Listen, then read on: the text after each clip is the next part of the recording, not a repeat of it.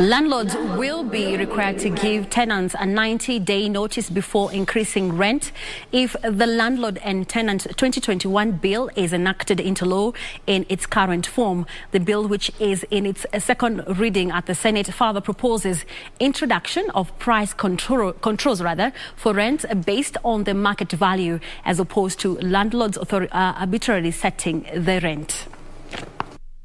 Landlords and tenants have on most occasions been at loggerheads over rent increments and forceful evictions.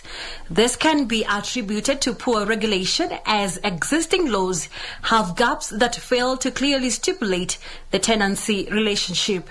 The Landlord and Tenant Bill 2021 requires landlords to give tenants a 90-day notice for increasing rent and structures rent increases. The landlords have always been, giving the rents the price they wanted, depending.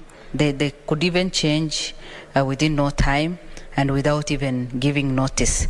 But this bill then will help the tenants because the rent will be based on market values. The aspect of this bill that mandates or that decrees that in order to raise rent, there has to be a process, there has to be a form of hearing, a form of engagement, and other considerations is highly welcome.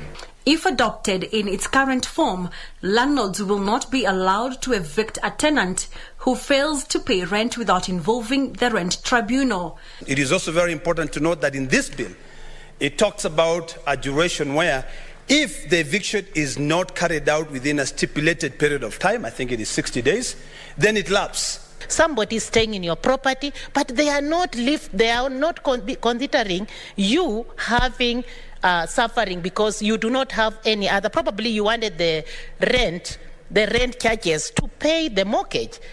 However, Narok Senator Ledema Olekina took issue with the bill for not spelling out where tenants' deposits will be safeguarded during the period of occupancy.